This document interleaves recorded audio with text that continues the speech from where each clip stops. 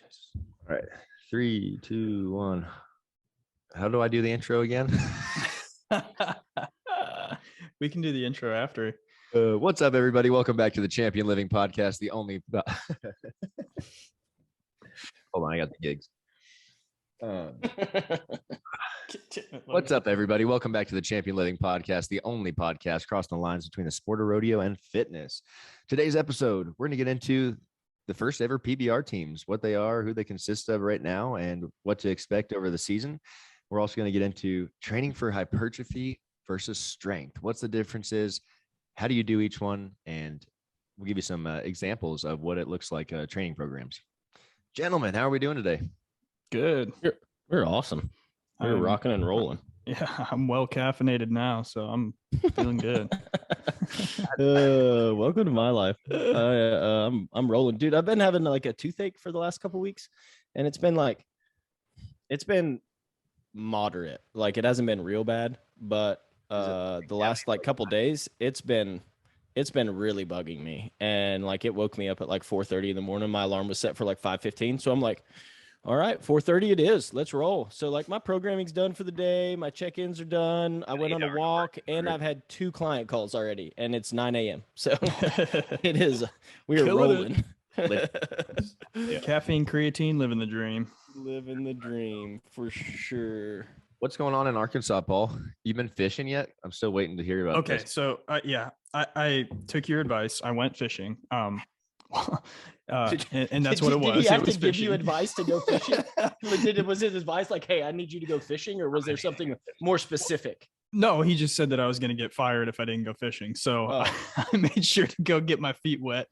I had like an hour in the afternoon last week, so I just went down to the river to a spot that we had visited a couple times. I'd seen people catch fish there on like from boats or whatever. So I just went, rigged up like, the double nymph rig like we did out there in Colorado, because that's supposed to be money here. And spent more time untangling my line than anything else. So didn't catch anything, but guys would come by on boats and catch fish right in front of me. And so that was just super frustrating. Like, I really hope that our audience fly fishes. It's like that whole conversation could have been like so taken the wrong way. I'm not very clueless. I'm completely clueless when it comes to fly fishing. So I'm over here like just in the dark, but it sounded like, regardless, it sounded like you had a great time. So it was relaxing standing in the water for a little while. Like I went to this spot. There's like a real pretty like bluff like right in front. And so like, I mean, it's real scenic, but yeah, no fish. So no fish. You'll get them. No, we'll try. Fish. I got to try more than an hour too. Like that was kind of my downfall, was I didn't have a lot of time and I couldn't cover a lot of ground. So it's so nice just to be outside though. And just be in it. Like it's awesome. Hey, speaking of the great outdoors, I got my first deer this week. What? Yeah, you did. Yeah, so out of season, but also very untraditionally. Yeah, it wasn't hunting. Yeah, smoked him with the Dodge Durango. It was nice. Yeah, it was awesome. So that shapes the Durango in. It's it's repairable. It's not totaled, so that's great. It's drivable. Technically, it's not drivable because the headlights, no longer. Well, it's there, but it's definitely not functioning. Hanging by a thread. So yeah, so I got to go like pick up a rental car and then get it over there. And who knows, with parts and stuff, the way our country is right now, who knows how long it's going to take to fix. So, but so far it's been a pretty easy process. But man, that is not fun. And it's like, man, pride always comes before fall, because like people have been smoking deer around here left and right. And I'm like, what a bunch of idiots!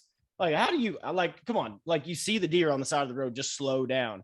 Turns out it doesn't really matter. Like, this deer was like part reining horse. I swear. I slowed down to like 45 miles an hour, and I like get 10 feet from him, and he's facing away from the road. So he's on the right-hand side of the road. He's in the ditch next to the road, but he's facing the woods to the right.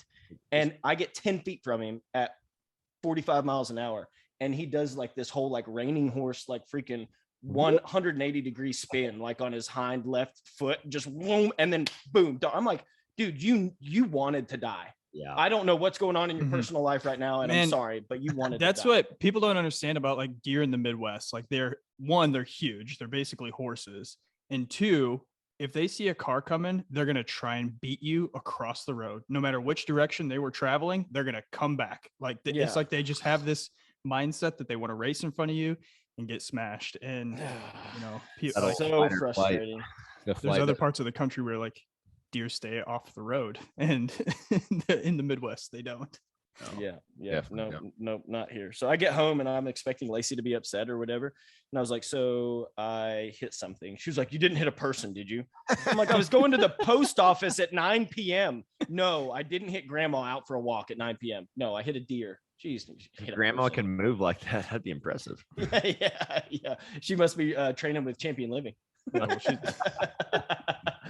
Oh, geez, that's funny. Oh man.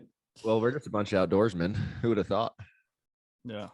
Yeah. Who would have thought? That's smoking wildlife one way or another. So. Oh man, that's awesome. Yeah, it's been. What do you guys think about the PBR teams deal? The draft just took place at the end of May. Mm-hmm. It's the first, like, I want to say franchise setup for the sport of rodeo, essentially, meaning like a football franchise or a soccer franchise, like each city or like a state, you know, like Arizona or Missouri or whatever has a franchise.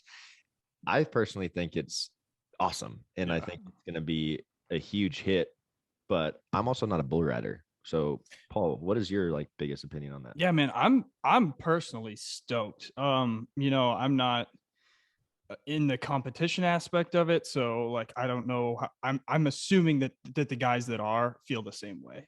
You could be. I never officially retired. Yeah, I know. Might as well just take a run at it, right?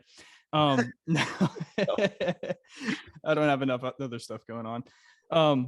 But no, man, I'm really stoked. So like I was really, you know, feedback from like my old buddies and traveling partners and stuff. They're kind of like, man, this seems like dumb. Like bull riding is supposed to be an individual sport and all that. But the more that I learn about it, man, this looks pretty freaking cool. Like they're getting some big time sponsors. Like Richard Childress Racing owns a team. Bass Pro Shops owns a team. Area Ridge owns a team. Yeah, I mean, it's looking pretty freaking cool, man. Like this is going to be an opportunity for guys to not have to like, I don't want to say, I don't know. It's changing the dynamic because you're guaranteed a salary, and then you still get the like you can still win your earnings on top of that. So, I think if they kind of follow somewhat of what NASCAR did with that, where you know there's the individual teams, but each event still has like the one individual winner. I think that would be pretty cool, and it kind of seems like that's going to be the way that it goes. So, what was confusing me was like, how is the competition going to be set up? You know, they've ran these kind of test runs before, like during COVID, and when they did the thing on the aircraft carrier. So like it seemed like those went over really well, and the athletes and the fans both love the competition aspect of it. So I think it's going to be pretty cool. So it looks like there's going to be, you know, like 5-on-5 matches, 10 regular season events, and then the finals in Las Vegas, just like it normally is, culminating like a, you know, kind of a playoff type deal. So right. Do you guys remember the rodeo teams from back in the day? Yeah, like was it like the 80s or something? Maybe 8. No. Oh, like I'm talking about like early 2000s maybe, or like I don't remember exactly. It was a little bit playoffs? 2000. It was no. This was like it was all rodeo, and it did not go over very well. And I wonder if that laid the groundwork a little bit. But there was like 5 or 6 cities that had full on rodeo teams. I think it was 2 people per rodeo event, but it was like all the rodeo events, and they were trying to set up this schedule and where like everybody was going to play. And at one point in time, there was some money in it. It never really, I don't remember exactly. And I was actually trying to look it up while you guys were talking to see if I could find any information about it. But I do remember it didn't make it very far, but like, it was a really, really cool concept. But with everything, like, you know, you've talked about the bull riders, you know, liking it or whatever. With everything, like there like change is hard, you know, and in order for us to move forward, there's, you know, we've got to try something different. And it sounds like this has been tried, like you said, with the PBR, but back in the day, it's, I don't know, maybe 10, 15 years ago, 20 years ago, they had like a rodeo team type style thing, and it just didn't really take off. But I'm sure that it wasn't funded the way this is. It definitely wasn't masterminded, probably the way that this is. And I think that's what some people don't understand is they think it's like, oh, well, this is a shot in the dark thing that they're trying. But Sean Gleason has come out and said, like, this has been his vision since like the late 90s. Yeah. Like he has wanted to move this direction for a long time. Yeah. And so now that they have like kind of these test runs underway,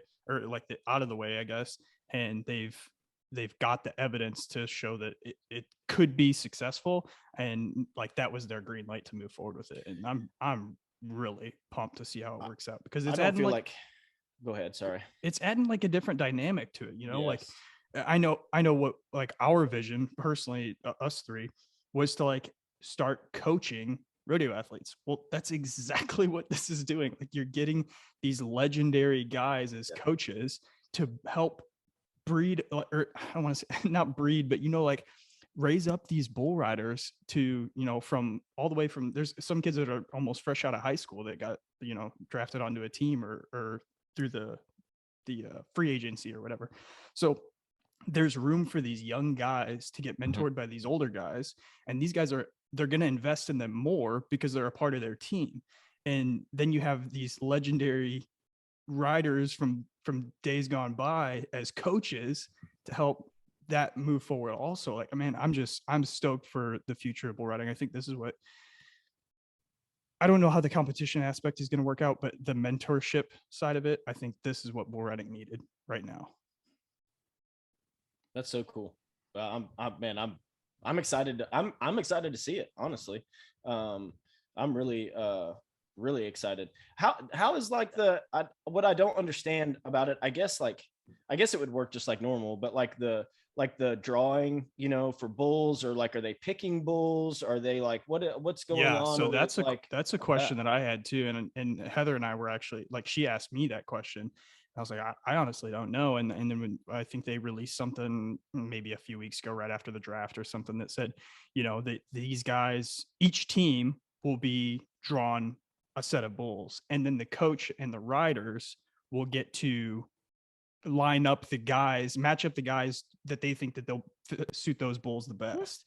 So like, I think that's super cool. Like, you know, it's kind of follows like the draft aspect of, you know, like the short rounds that the PBR has done, you know, for many years, but it's like you get to pick your talent and match it up where you see it fit best. So I think that's a super cool aspect of it. It gives it some strategy. You know what I'm saying? Like it's a little bit more like, you know, trying to figure out what bulls fit what riders. Like that gives the coaches something else, you know, something else to do. And that's interesting. Like college rodeo, where you have to pick what athletes are on your quote unquote. It's 5 on 5.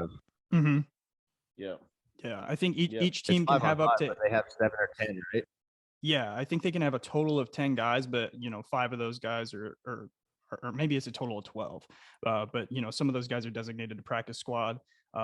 2 of those practice guys will be alternates at each event, so that each team will have 6 to 7 riders show up at each event, so that, you know, in case of injury or whatever, they can sub guys out. So that's interesting. And that you may have just said this, but then they obviously it's not like a designated like 5 guys for the season. They can alternate guys like per event. Yeah, they can sub guys in and out each event. Cool. Like I think once they set their starting lineup, and alternates, like those are the guys for that event. They can, and like guys can't, you know, that you can't match up the same guy twice in a round and stuff like that. So, but yeah, I'm really, really interested to see how it pans out, man. Like just looking at the coaches, you got Cody Lambert, Jerome Davis, JW Hart, Russ Coleman and Luke Snyder, Justin McBride, Cord McCoy and Cody Lostro, Paulo Crimber, Colby Yates, Michael Gaffney. Like these guys are freaking legends. And I am stoked to see like just what they can instill in some of these guys. It's going to be awesome, man. It really is. It's a game changer. And that going back to the teams on the PRCA side back in the day or whatever, I think that if this goes well, it's definitely going to come back around, and that it's, you know, it's going to set up a whole new, hopefully, opportunity for professional athletes that are in rodeo. 100%. You know, like one of the main concerns, I think one of the main reasons that the PBR even started in the first place was like, you know, there's the luck of the draw in rodeo, and especially back in the day when, you know, there was more bulls that just ran off than it really bucked, and guys wanted to draw bulls that they had the opportunity to win on. And so the PBR sets out and they do that. I think this is like another level of that, because now you get to match up your guys on your team to a bull that's going to fit them. So like, there's almost like no excuse for like, oh, I drew a bad bull. It's like, well, no, you got, you picked that one or whatever. And that was what your team saw as the best fit. So, and you should, and I just know a little bit about this, and a little birdie told me we may have a little information about some of these teams, but dude, they're investing in these athletes like professional athletes. They're giving them all the resources that professional football players have, that professional basketball players have, strength and conditioning coaches, rehabilitative specialists, like nutritionists. They are going all out on this and making it like an actual professional sport, which is what this whole thing has been missing for a long time. And it's so freaking exciting for me. I just get pumped up thinking about it. Like, how much better could these guys be with all of that guidance? You know what I mean? They're already great athletes and they already ride bulls very well. But now you start putting them in a proper strength and conditioning program, a proper, mobility recovery program, and then dial in the nutrition. These dudes are going to be freaks, and that is going to get even better. The level of competition is going to be insane, and I cannot wait to see it. Yeah. So pumped. That's been the gap, is like, bull talent increased so fast with the breeding programs, and then the rider, I don't want to say it was stagnant, because guys have definitely leveled up, but it didn't match the the caliber of bulls that were there. So like, this is an opportunity to kind of breed better bull riders. So, and that's something that we've preached for a long time, is like, horses are getting stronger, bulls are getting stronger, dude. Steers are getting bigger, calves, all the things are getting better, the animals, because the guys that own them that's their livelihood. They want them to be stronger and want them to buck hard, but the cowboys are not matching the physical ability of these animals. And so, yes, they can spur one for 90 2 or 3 times, and then they're hurt, So it's like, okay, like, hey, rough slog athletes, rodeo athletes, if you're not preparing, you're going to get your ass kicked coming in the next seasons, because everyone else is starting to prepare and starting to treat themselves like athletes. And you got to step your game up. The time of the old time cowboys, and chutes are made of wood and the men were made of steel. I love it, because that's where we came from, but that's just not the fact anymore. Yeah, no, I see like, in the future, this leads to physically guys having longer, more successful careers. Financially, it adds a level of stability, so that they don't have to, like, guys won't have to come off the road because they can't afford it, or like, one injury holds them back. Now they're out, and then they just fall by the wayside. Like, this is going to kind of add a level of security for guys to. And how much better does a person ride with that security? You know what I mean? Oh, when that's not in your mind. Oh yeah. Dude, like, way better. You have to win to keep going. It's like, yeah, you're definitely not going to win, bro. It's just not going to happen. And I've been that guy. Oh yeah. Yeah. That's all you worry about. Yeah. And there's some people that like thrive on say that they operate that way. I mean, who am I to say that they don't? I personally don't. I know you don't, Doug and Paul. Like, I don't know very many people that do. There are some people that I read an article one time about. I want to say it was maybe Justin McDaniel or whatever, and he was like at Rodeo Houston, had $5 in his pocket. Like, if this didn't go well, like he was going home or whatever, and maybe wins Rodeo Houston, and he said it, motivated him to go for it. Man, I don't know very many guys that do. What I am interested to see though is the schedule. Like, I don't know if they've released all the event dates or not, but the schedule, like, one thing that that I think could, for some guys, potentially be an obstacle is if there's just like 1 or 2 events a month through the summer, or being able to stay in the groove. You know what I'm saying? Like, a lot of guys, they're practicing, bro. Like, they're getting on practice bulls. These, like, I just saw that the other day. Like, facilities they're building, and these guys are getting on practice bulls. They're training. It's an 11 event season, and so from now or end of July, so Cheyenne, it's going to start. They have 11 events up until November, which is the finals. That's and awesome. So like, that's pretty frequent. Absolutely. Pretty frequent schedule. I think it's every weekend at that point, honestly, within a couple of weeks to prepare for the finals in Vegas. But I thought the really cool thing was each of these teams is going to have a home game, right? So everyone's going to go to each city, and then there's going to be 2 neutral sites, and one being Cheyenne, and I think the other one's Vegas. Am I right about that? Cool. Yes. Okay. Or Anaheim, California. Anaheim, California. That's what it is. And then the Vegas finals also, in Vegas. obviously. Yeah.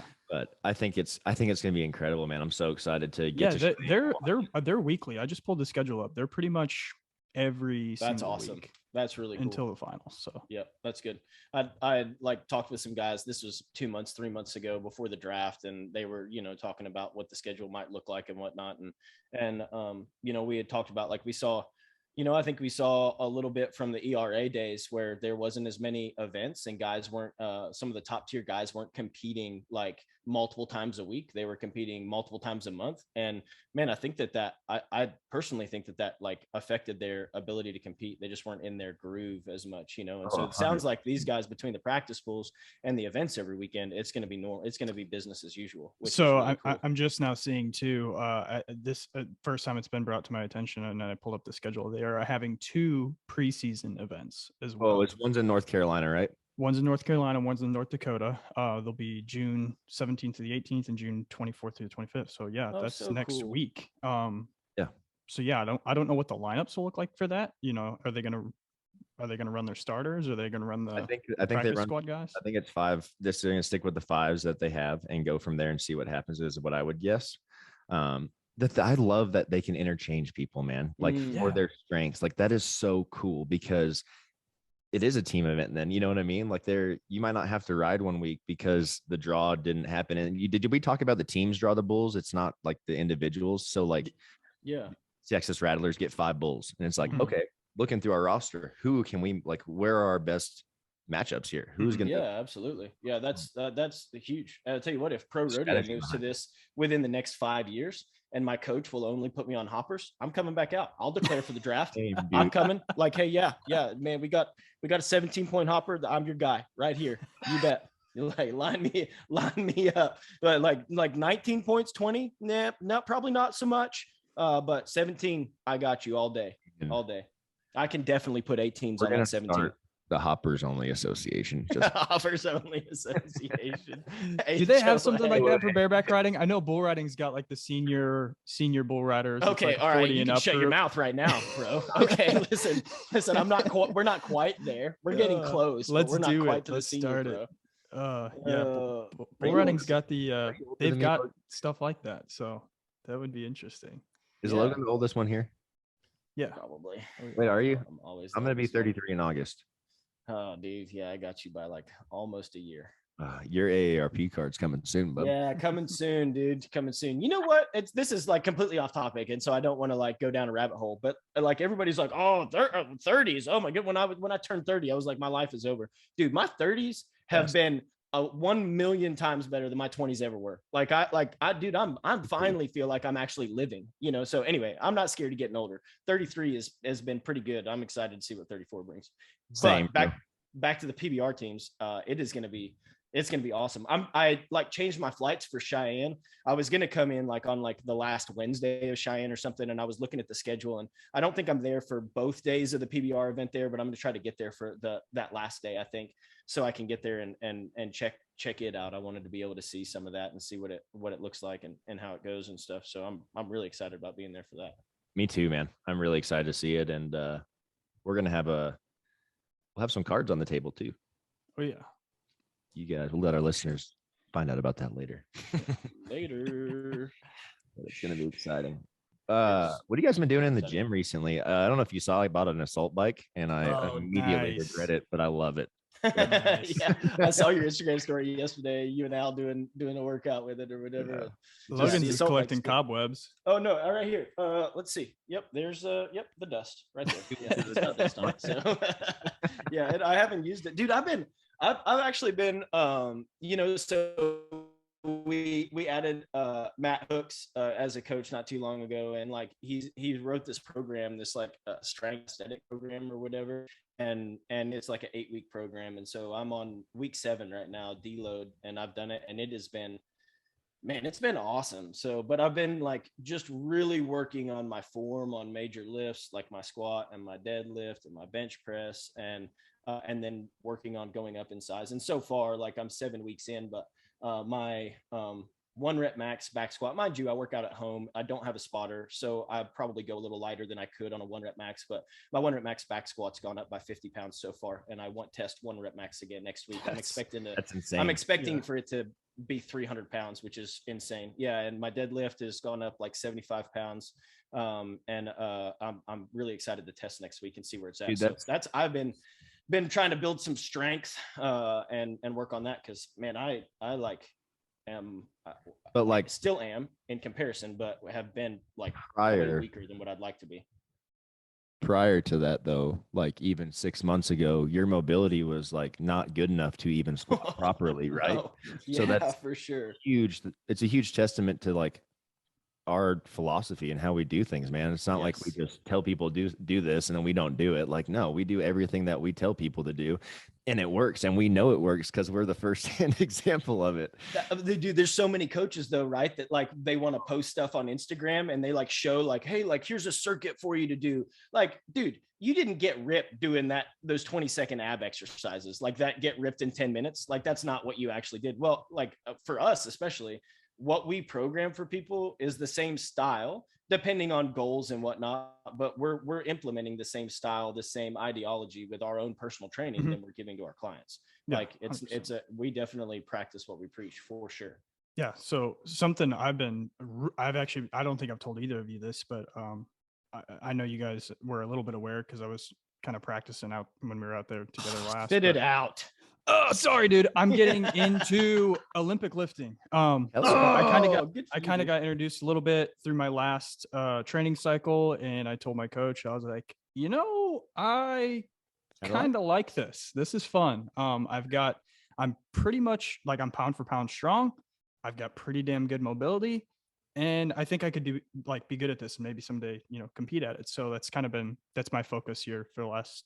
You want to know who is the best Olympic lifter? Is Matt Hooks. Like Matt's getting all kinds of plugs today. Dude, I'm telling you right now, that is the best Olympic lifting coach I've ever met in my entire life. And I've been doing this for a long time now. And he is hands down the smartest person when it comes to Olympic lifting. He's the guy who prepped me for when I was training for CrossFit games and going to regionals and stuff like that. Or trying to make it, and I sucked. I was not very good. And same thing, like Logan saying 50-pound max difference in 8 weeks. Like, dude, he got me to where I could clean and jerk 335. I was snatching 275, like nuts, like crazy. Yeah. He is a magician. All right, enough about Matt. And he's not. we cannot. No, yeah, for sure. He's a horrible person. He has great things. Like, we're not going to brag on him too much. He's got a great mullet, though. Yeah, he does have a great mullet. Yeah, we got to say that. Right. Yeah, he does. His mullet is pretty good. It is pretty good. Sick. But no, that's that's awesome, dude. Awesome. I'm freaking pumped for you. Yeah, I would love to get there at some point in time. Like I've said on the podcast before, like my experience with a barbell is approximately about 9 months old. Like my training experience is I am a infant. And so I'm still like been working on my mobility and range of motion, being able to like deadlift properly and squat properly and all those kind of things. But I would love to get there in the future and be able to do that. So you like figure it out, master it. Okay. And then you can teach me. Roger that. I'm on it. Heck yeah. Good. Let's get into, since we're talking about training, let's talk about strength versus size, like how to do that. I think a lot of people probably wonder that. And I get asked all the time, like, why do we do less reps here and more reps on these phases? So if you want to increase your strength and maintain your current size, what is the best way to do that? Yeah. And I think that's a misconception that some people have is they're like, oh, well, I don't want to lift weights because I don't want to get big. And it's like, well, there's actually a strategy to get big. You're not just it's not going to happen. I know we've said that before on the podcast. Like, it's not an accident if you get big. So, for our guys, especially rough stock guys, we try to focus more on just building pound for pound strength. I'm not trying to add a bunch of size to you, get you outside of your comfort zone as far as your weight and height ratio goes. I just want you to be as strong as you can at your current size. So, for I guess the difference, is muscle hypertrophy is basically this term that just means increase muscle size, hyper meaning more and trophy meaning growth. So it means muscle growth, more growth. Strength training, on the other hand, is, building like inducing these muscular contractions that build strength and anaerobic endurance, which is exactly what we use in the rodeo arena. So, the equipment's both. What's that? What you're saying is we need both. We need both. Yeah. Oh yeah, for sure. And it kind of depends on like where you're starting with your goals, but at some point in time, you need to train both for sure. Equipment's pretty much the same. Some of the exercises are going to be a lot of the same. The differences are really going to be training volume, meaning like the number of sets and reps you're doing. The intensity is going to be a factor there. So like how much weight you're lifting or your perceived rate of exertion. And yeah, and the big one that I struggle with a lot of my rodeo athletes is rest. Everyone struggles with that until you get in the groove of it, because when we tell you to rest 2 minutes when we're doing strength stuff, it's like that is the longest 2 minutes of your damn life. Like you're like, look at the clock, you're like, all right, surely it's been 2. It's like, no, it's been about 45 seconds. Like, I'm gonna sit here for another minute and 15. But once you start to see, like, you're able to lift so much more each set when you do that and let your body actually recover from each set, it's nuts. The response your body takes from it, it's insane. But hypertrophy, like we were saying, more sets, more reps. This typically involves lighter weights, shorter rest periods, often involves like a lot of isolation exercises, and it's like quote unquote like special training methods. So drop sets, supersets, rest pause sets, and so on and so forth, depending on what your coach's preferences are. When we get into strength training, totally different deal. We're going a lot less reps with a lot greater intensity. So also longer rest periods like we were talking about, and really focusing on our effort is on the compound exercises. And we've talked about those 6 compound exercises: squat, deadlift, pressing vertically and horizontally, and pulling. So it's different because you have to have that foundation of strength to get the hypertrophy to work. Yeah, if that makes sense. For sure. Yeah. Like if you want hypertrophy, like step number 1 is strength train. So that's going to make you a lot stronger in all your other lifts and stuff. But a lot of that's just focusing on the quality of movement, right? Like making sure that like, all right, our mobility is right, where we've got good range of motion, and we're moving correctly, which is something that we focus on with all of our athletes, especially at the beginning. We might not even be using a lot of weight or any weight. Sometimes it's waiters bows and air squats, and but we're just focusing on moving properly and proper mechanics. Yeah. So like personal example would be, right after or in high school, early in college, like my things were, power lift, like get strong on like the squat, bench. I hardly ever deadlifted then, which was a mistake. But get strong on increase those lifts, and then all isolation exercises after that. And, just trying to chase that pump and get huge. And that's when, people are like, oh, I don't want to be muscle bound where I can't, like where it compromises my mobility and can't reach behind and scratch my own back. Like that's making that mistake, like not focusing on like actually having the prerequisite, foundation in strength, and then focusing on instead first focusing on like those isolation exercises. That's when that happens. And that's you have to have a foundation for it. And that's what we were saying earlier, is like we get a lot of guys and girls that come to us and they have these goals. They want to get stronger, get ripped, or be more athletic, but they can't do the bare minimum basics with mobility. So it's like, if you're not mobile, you're never going to be as strong as you can be, because you're not able to produce the amount of muscle contraction that you can get in that full range of motion. So we do have to take people back to the simple steps. And a lot of time it's not fun, but then 6 months down the road, they're like, I am so glad I did that. I'm so much stronger. I feel so much better than I ever did. If you guys just start doing these strength training, hypertrophy type things, and you're not ready for it, you're going to regress. And that's what I think folks don't understand. So a proper training program is definitely really important. But what are some of the benefits of hypertrophy? Yeah, there's benefits to both, like I think the first thing that comes to mind is with hypertrophy is like guys want to, look good with their shirt off, big muscles, have that nice aesthetic look.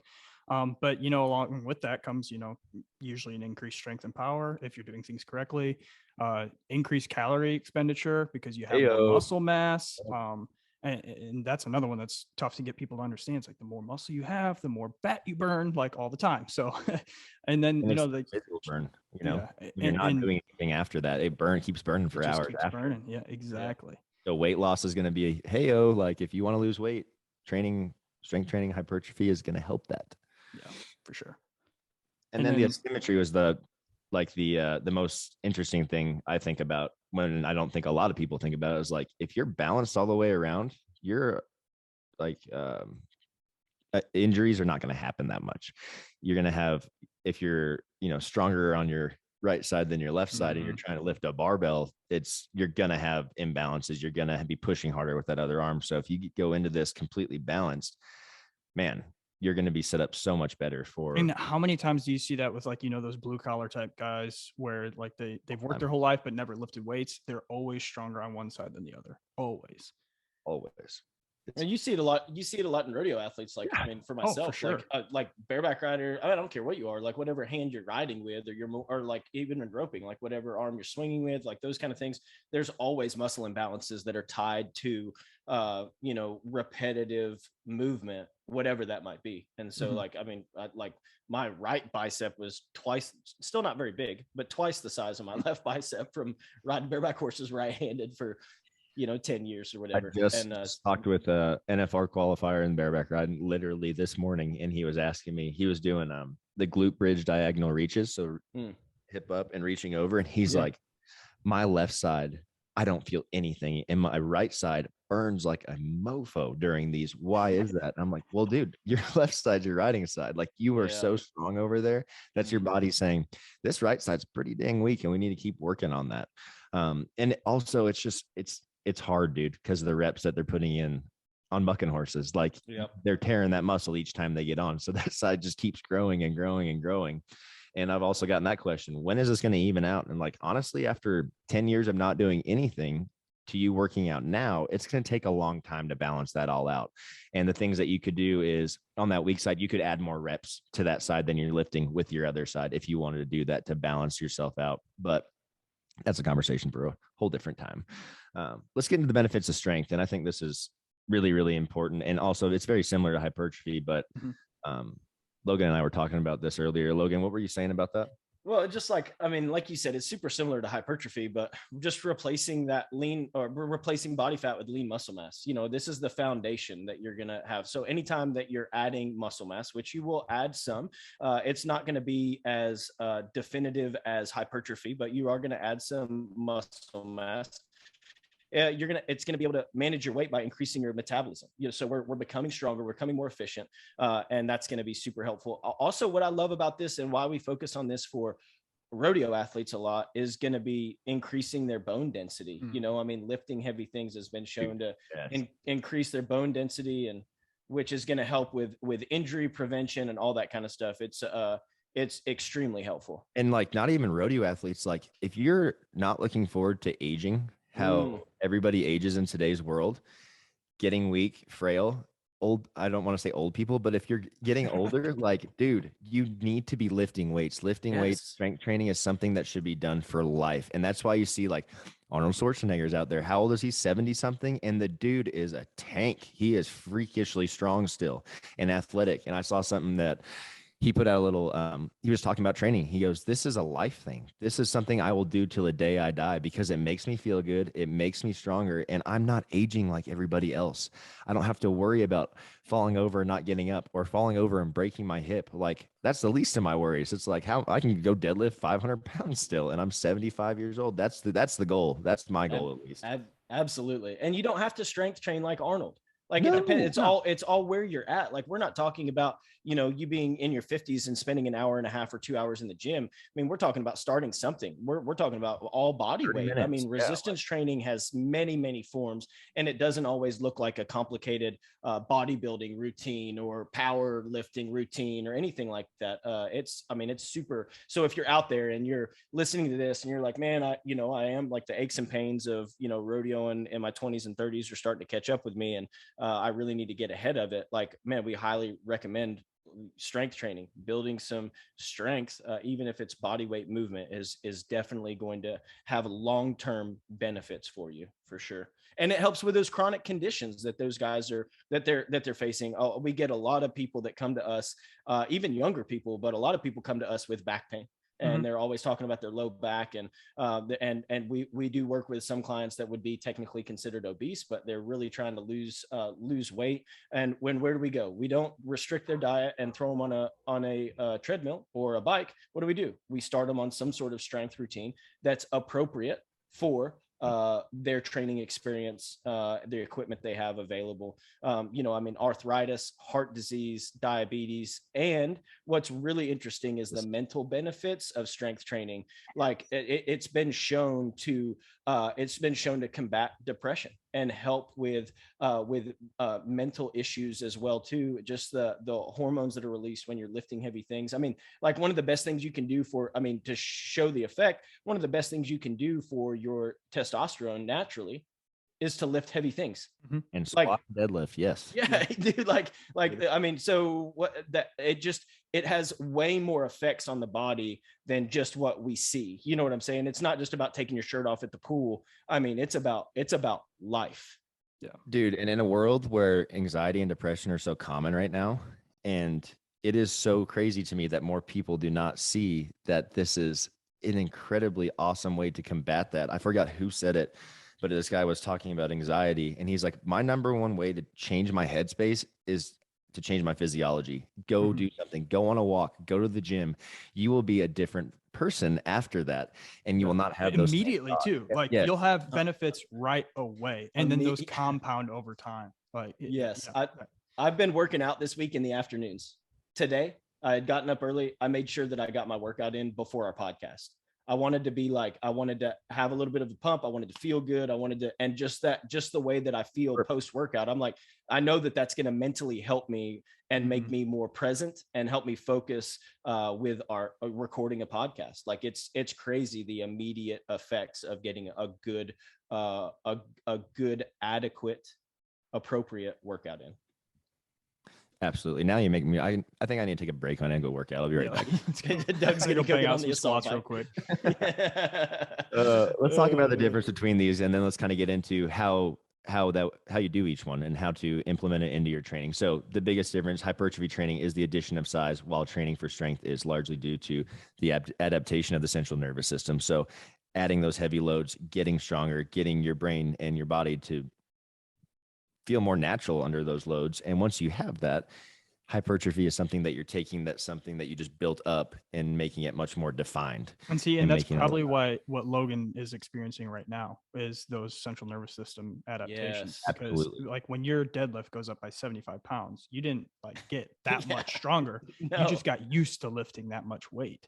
And, absolutely. I've gained like maybe 4 pounds in the last 7 weeks. So it's not like I've like just gotten that much stronger, but you're right. I'm learning how to turn things on. And one of the best ways I had it described to me, that the difference between the two was that like training for strength, you're really just focused on moving the weight. You know what I'm saying? You don't really care. Like, a bench press typically is a chest exercise.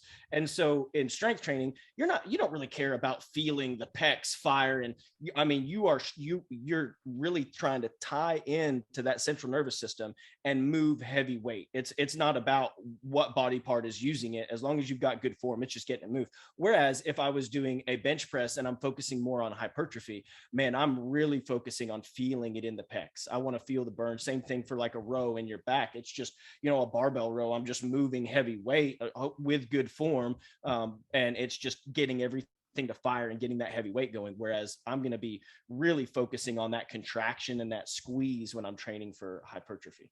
Absolutely. Let's get into that. So building size, there's a few things that we've come up with, tips for everybody that can kind of help you get on the right track. So if you're someone that wants to get bigger, to get more defined and jacked, step one is train for strength. Yeah. But the central nervous system adaptations gained from those heavy compound lifts are actually going to benefit someone who's looking to put on size as well. Being stronger in general is going to increase your output for those isolation exercises that we do in hypertrophy. So Step one is these things go together. Yes. You can't have one without the other. What about nutrition? What about your eating? If you want to get bigger? Dude, this is the hardest part of the whole thing. Like this is Logan's wheelhouse. You've got to be in a calorie surplus, and it's really difficult. And that's why, like, I understand there's a lot of misinformation around it, so it's a pretty common misconception. But I talk with a lot of rodeo athletes that are like, man, I just do a lot of like, I do a lot of body weight movement and stuff because I don't want to get big. I'm like, hey, bro, we're not going to get big. We have to train really. We have to work really, really hard to get big.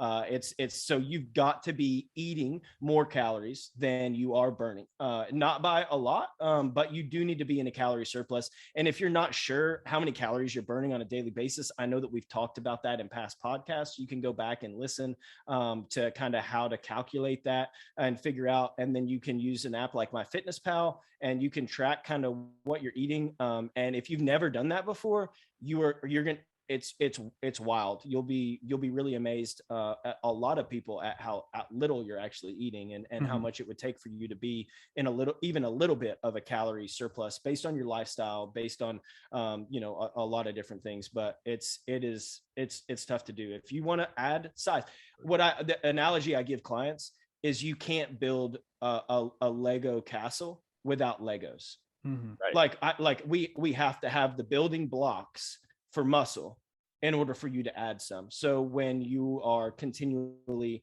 taking away more Legos than you're adding, you're not gonna build. We're gonna build the muscle. Yeah, it's never gonna happen. And so eating in a surplus is really important. But even furthermore, like you got to eat a lot of protein and carbs. And carbs are like oh my God, don't eat carbs. Like they're going to make me fat. It's like, dude, you guys just have no idea. Like carbs are great. That's our energy. It's our fuel. And it's once people get educated on it, it's so awesome to see their differences in their energy levels and then watching their body change. And the thing about these two things is like, besides water, the main component of our muscle tissue is protein. So you have to get that protein to grow muscle.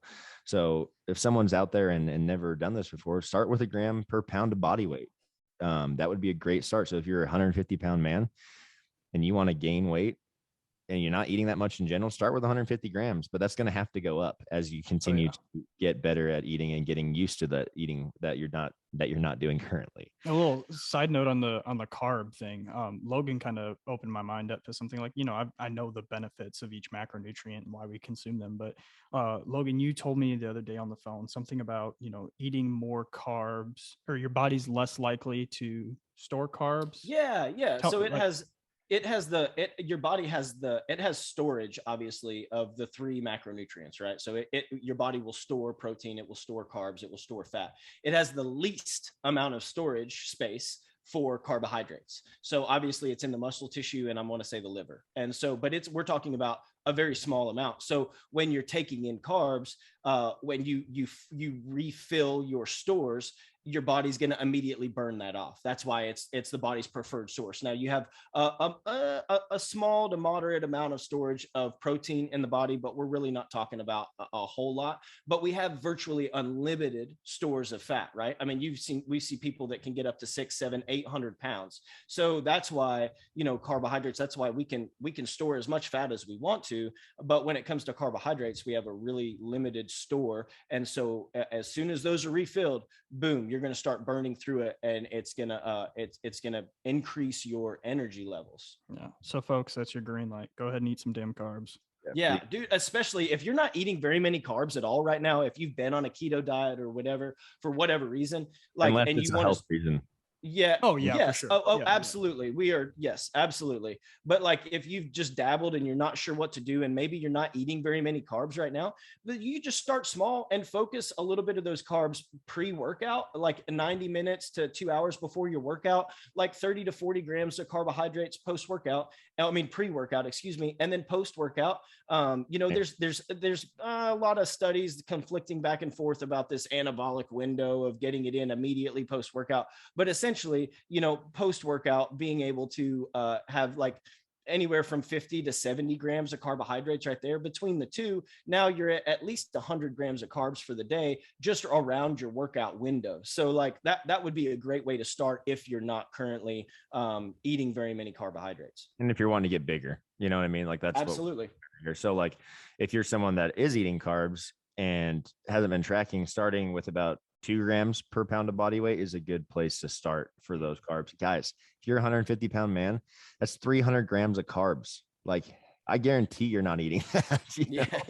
So it just makes it a little bit more real for people. I think when you hear those numbers, it's like, really? Like, for me, I'm eating 180 grams of protein. I could probably 400 grams of carbs would be just fine for me if I wanted to get bigger. It's a lot of food. It's a lot of damn food.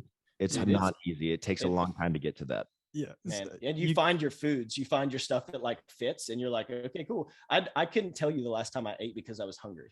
I eat because it's been 2.5 hours, and if I don't eat right now, I won't eat enough, because I'm at like 220 grams of protein, I think, and then like 360 grams of carbs or something like that, and 90 grams of fat. Anyway, it's a lot, and it takes a long time to dial it in. So I've been working all of that to say, don't worry about accidentally getting big. Yeah, I've been working with Fletcher on this. He wants to get big right now, and I know you guys know Fletcher, the listeners. This might go over their head, but I got him, increased his carbs by a ton here lately, and he's like, "Bro, I look so full and huge." And I was like, "I know. Now that you're finally eating right, we got it dialed in." Yeah, that's so cool. That's the best part, is like seeing it actually applied, and they're like, "Oh my god, it's working." I'm like, I told you. Let's talk about some like additions, like supplements, right? I get a lot of questions about that too, because if you are needing to be in a surplus, and again, we preach whole food, like we want you to do as much as you can through whole food. But dude, when you, like Logan knows, he's having to eat 4,000 calories of food a day. That's coming from whole food. That is tough. So what are some things that athletes, just people in general, can put in supplement wise that will help them get towards these goals of getting bigger? Yeah. First one that comes to mind has got to be creatine. Yeah, hell yeah. Like it just all, I think we spent some time talking about this previously, but man, creatine is like, I don't want to call it the wonder drug, but because it's a naturally occurring, substance we get through red meat and whatnot. But when you start supplementing with creatine, getting an adequate dose, holy cow, your body starts to feel the effects. And it will help you put on size, but it won't necessarily make you put on size. It will help you, your mental function, everything gets better. It improves anaerobic endurance, reduces that muscle damage and soreness that we experience like during workouts. It's just, I love creatine. If I could tell almost everybody, one thing to supplement with, it would be creatine. Yeah.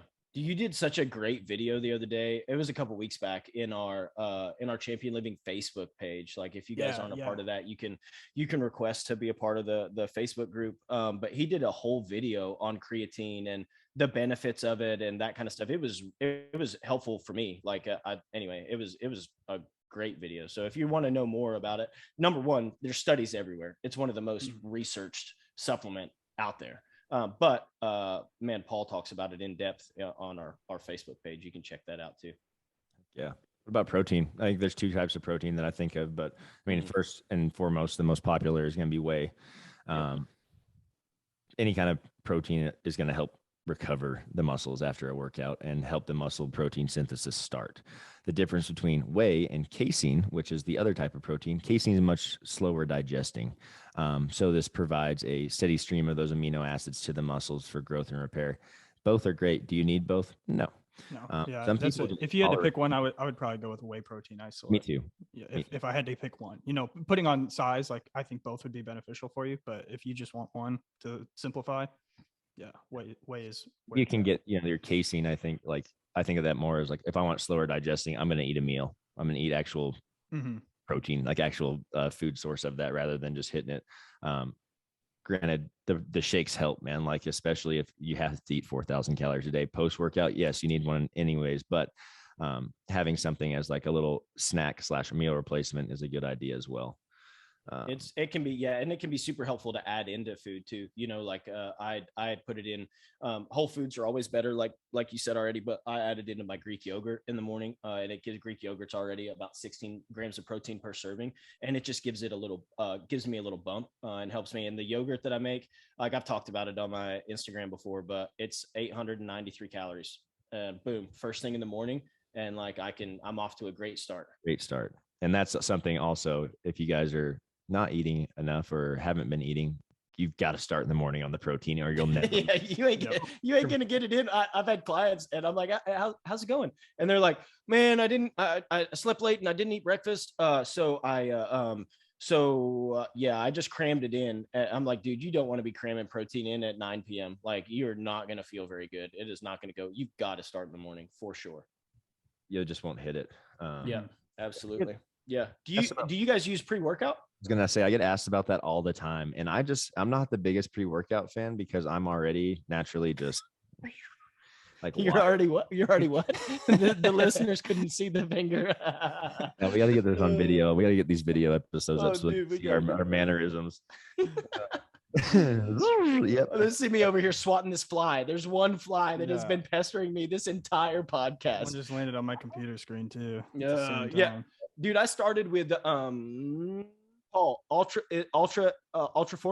Enduraformance. Or Enduraformance, thank you. Yeah, I can't say it. Stimulant free, so caffeine free pre-workout. Yeah. That's That's the one I've been taking. It's got some adaptogens in it for the energy and whatnot, but yeah. Dude, it's awesome. I love it. I like it a lot. To be honest, I abuse it a little bit. Like I sometimes I use it for my workout. Sometimes I just use it mid-afternoon if I'm a little tired, and I'll have. But it's nice because there's no caffeine. No all caffeine. Those adaptogens are great. It's like 50 grams. It's not anything to write home about. But if you add it to what I've done, okay, I'm giving you a life hack here. You're welcome. Thank me later. Add a scoop of that to your 2 scoops of OptiGreens. Boom! It is bomb. It tastes awesome. Because I choked down the OptiGreens on various. I put a scoop of that in with my OptiGreens now and shake it. Well, dude, it is so good. I actually had it. I actually had it during my workout this morning, and it makes the OptiGreens much better. Oh, yeah. Much better. Yeah. So, what about strength? Building strength. What do we got to do? So, strength is not like just solely a property of the muscle, right? It's more of like our motor system, right? Our central nervous system. So going for the pump, total muscle exhaustion and complete muscle annihilation is not the name of the game here. That is where we're more into that hypertrophy stuff. Strength is something that we want to have the neuromuscular system go through a cycle. When developing strength, it teaches your brain to fire the correct muscles, which is something we talk about, moving correctly. And so you can contract with each new movement. Adding resistance, recruiting more muscle fibers to oppose that resistance, and then you build strength and adapt to that resistance, which over time increases the amount of resistance you're able to do, which, that's getting stronger. Yeah. So what's like, if you were to tell someone the number one step to this, what is it? Yeah. I mean, you got to start lifting heavy, and make sure that you've got, the good movement patterns and the mobility to perform those movements correctly. But like we said earlier, Logan, like that's exactly what you're going through right now. Is like you're seeing these adaptations through your strength training. You're able to move a lot more weight, and it's because like you've worked on mobility, you've set the foundation, and now you're experiencing these adaptations like to a whole nother level. Absolutely, for sure. So like the muscle fibers that we're using when we're lifting heavy, these motor units, like Doug said, have the potential for increasing strength, but they fatigue quickly. So like what we kind of introduced a little bit earlier on, like you have to rest longer in order to produce these adaptations that you're looking for. Like sometimes 2 to 3 minutes in between your attempts on a lift. Another thing I can think of is like lifting explosively, using this like accommodating resistance. Like you see guys like with the chains or the bands, and you're like, well, what are they doing? That's you're further challenging the acceleration of the load, because with a band or a chain, it's harder at the top of the movement Whereas, you know, if you didn't have that on there, usually the top of the movement is your like stable, easy position. So if you can incorporate those into your program, like then it's adding more resistance at the top, and it gets easier as you go down. Absolutely. So and those chains also added an amount of like instability. Like they make movement a lot. You're having to really contract and really move perfectly. Otherwise, those chains and bands are going to flop you all over the place, and it's not going to look well. But something else, like you were talking about building that explosiveness, like Olympic lifting is a great way to do that. And granted, you need to have a lot of prerequisites to do that, but I can think of nothing better that builds explosiveness than Olympic weightlifting. Yeah, for sure. What are some I'm experiencing that right now. For real, they're awesome. But like there's some great. things that people could do that are similar to Olympic weightlifting, but a much simpler movement pattern, or I don't want to say like less risk of injury, but if you don't have the prerequisites to do Olympic weightlifting, things like kettlebell swings, medicine ball throws, those are outstanding ways to build explosiveness and power, and then work your way up to being able to do some kind of. I use those to like lead up into my workout, you know, like kind of in my warm up, because it gets the same response, it fires the right muscles, but it's a lot less technical. So, you know, you're not going to drop a weight on your head or something like that. Exactly. How do you guys feel about plyometrics? Jumping. I have not been doing enough of them for sure. Like I definitely probably need to incorporate a little bit more of that, but they're super, super helpful. Like it's sometimes known as jump training, but plyometric training involves like hop, jump type exercises that they're going to train and develop that stretch shortening cycle. So the stretch shortening cycle teaches the body to better utilize stored elastic energy to produce stronger and more forceful contractions. You guys follow Always an Athlete on Instagram, right? Yeah. Oh my gosh, his stuff on plyometrics is incredible. And you know, I mean, I love doing plyometrics because I just feel more explosive. Like if I've been training, you know, box jumps for X number of weeks, I can jump a lot higher. I can jump into the back of a truck bed without like, you know, without using my hands. And I'm like, holy crap, like I feel great right now. So and if you can like increase that in your training and you're a rodeo athlete, that is going to directly translate to no matter what event you're doing. Like you're more explosive and you have more power. Oh my God, you're going to be an absolute freak.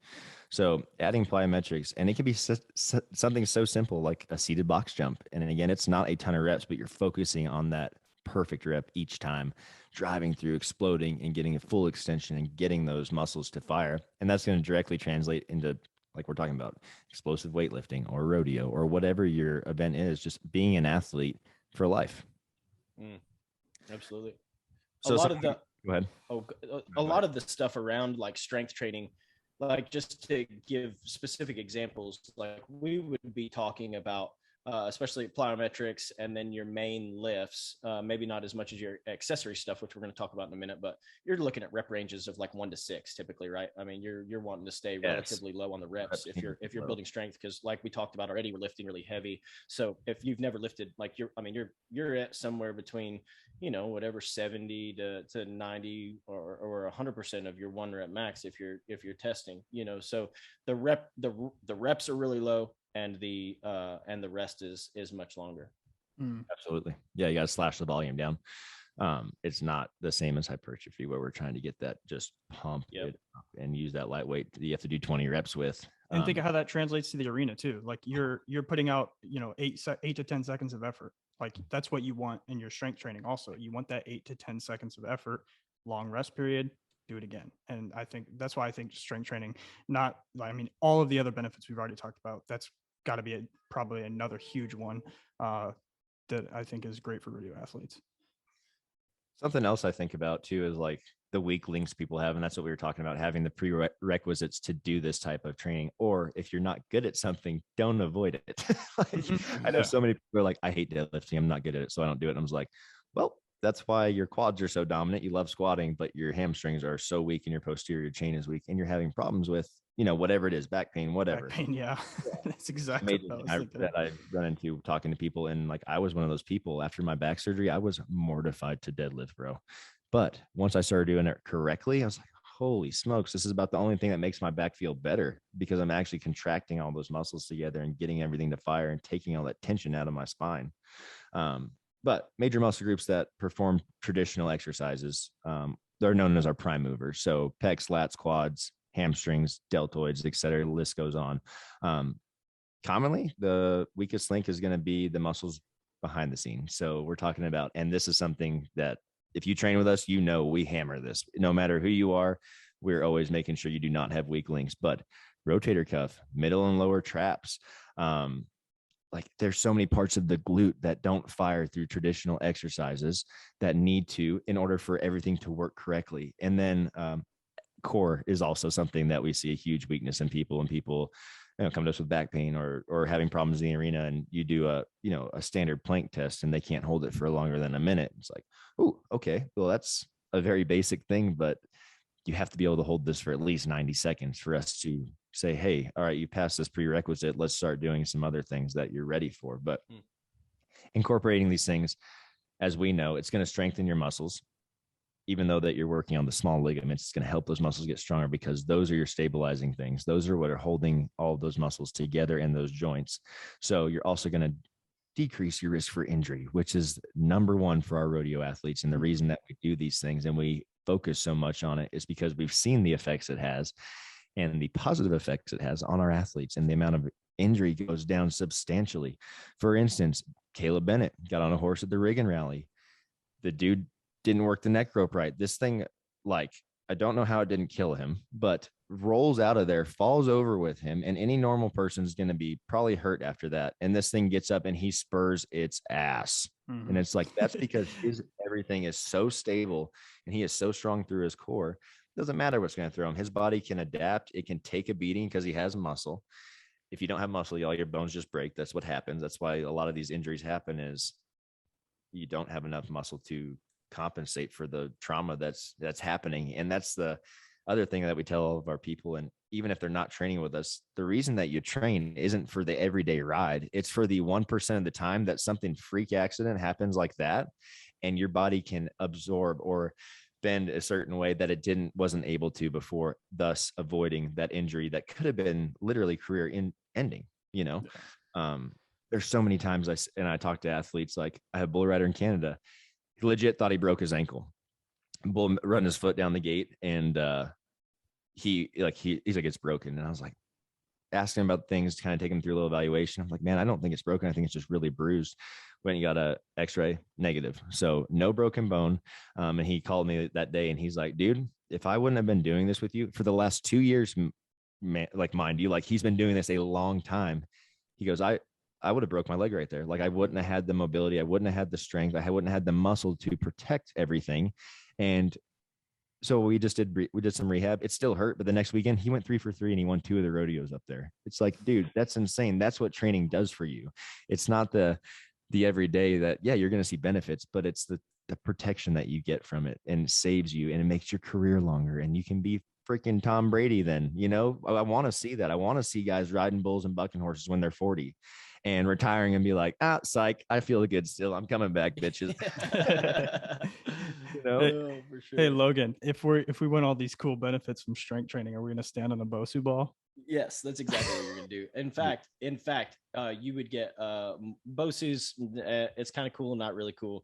Standing on a medicine ball is even better. So, like, the hard ones, not the inflatable one. Don't be a pansy. You should totally load that bitch up heavy. I mean, I'm talking about, like, yeah, absolutely. I would love to see somebody do like a barbell, like a good morning or an RDL, like standing on it. That'd be awesome. On an exercise ball. That would be awesome. All right, somebody's going to cut the podcast off right now and then just take don't do any of those things. Yes, please don't do this on stable ground. It's just the sexy stuff that you see on Instagram. It's clickbait is what it is. And there's nothing that you're going to do in the gym that is going to, like Doug just said, if you want to be a better bull rider, go ride bulls. If you want to ride bulls longer and more effectively and safely and prevent injuries, go to the gym. Okay. So we're not doing bull moves in the gym. We're not trying to ride a BOSU. We're not trying to do all that kind of stuff in the gym. It's just, it's not beneficial. I know it's trendy and I know it looks cool. It's unsafe. It's not exactly. It's unsafe. You're moving in ways your body's not designed to move, which you're already doing a really good job of that at the rodeos. Yeah. Like that's like a big point. So let's probably not do it at home at the at the gym, but it also reduces the load that you can use and the amount of force that you're able to produce. Absolutely. So if we're trying to build strength or we're trying to build size or whatever we're trying to do, doing it on a BOSU is completely counterproductive. But full body coordination, that is what is going to take precedence. Exactly. Yeah. You can't even So focus on the increasing your strength because you're focusing on not falling on your freaking face. Absolutely. 100%. So let's just keep our feet firmly planted on the ground. Don't fall for the clickbait stuff and just like, yep, you can like it, you can comment, great job, thumbs up, because guess what, buddy? Chances are you're going to be, if you're training on stable ground and you have adequate program, you're probably going to be riding bulls longer than those people that have thousands of likes and all kinds of shares. And you know what? They can have all those you want to. You can just go to the rodeo, collect the paychecks because you're training appropriately, and you're going to be doing it for longer. It just, Absolutely. I mean, it just is what it is. You can at me if you want to, but it's the truth.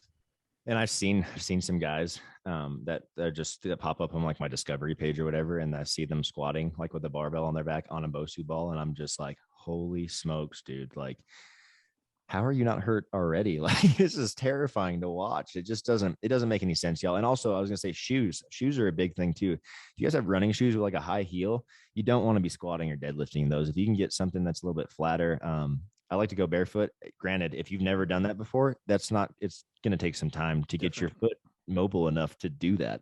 But shoes really do, they affect, I mean, a lot of things. And our foot structure is one of them. And if you can't spread your feet out flat on the ground, you don't have a good base. So I see a lot of my athletes, especially when they start, they just don't know. Then they have like running shoes on. I'm like, hey, those are dope shoes. But like, you see how that heel's 2 inches higher than your toe. Every time you squat or deadlift, it's just driving you forward every time. They're like, oh, that makes a lot of sense. It's just those shoes don't put you in a good position to do those lifts. So getting stable ground, getting a wider base on your shoe, or if you want to go barefoot is sweet, and it feels a lot better when you can connect to the ground like that.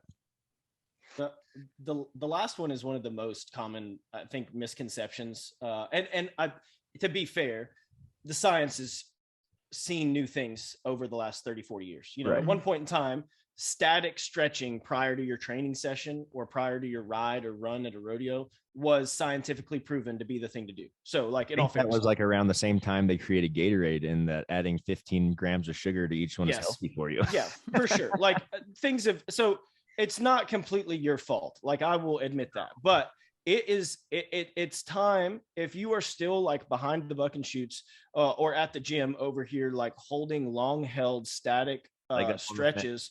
Yes, like hanging your spur up on the fence and doing your old groin stretch and holding it for a while and stuff like. And this is time before getting on. Before getting on. Before this is pre-ride or working out for that matter. Like in your warm up, static stretching does not have a place in your warm up, pre-ride or pre-workout. It just doesn't. It's been shown to it negatively influences strength and power production, speed, jump performance, and agility.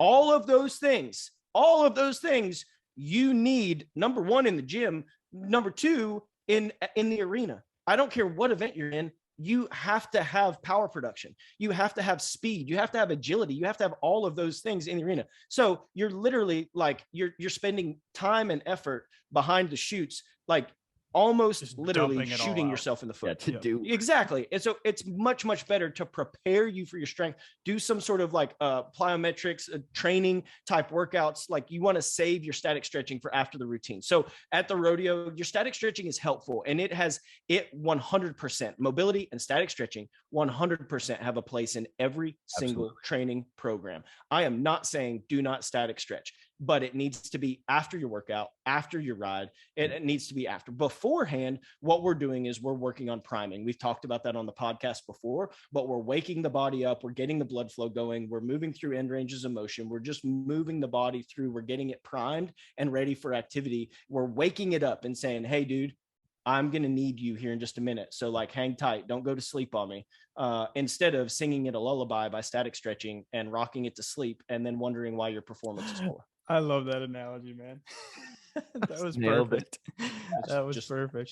It's just one of the things you see a lot, and it's even at a high level of rodeos. I know we're typically talking about in the gym, but even at like pro rodeos, and I haven't been behind the chutes at PBRs, but you just see it everywhere. You see it a bunch at the lower level, and in high school and college. You even see it some in professional level. And it's one small thing that people could change that would make a dramatic improvement in their performance in the gym or in the arena.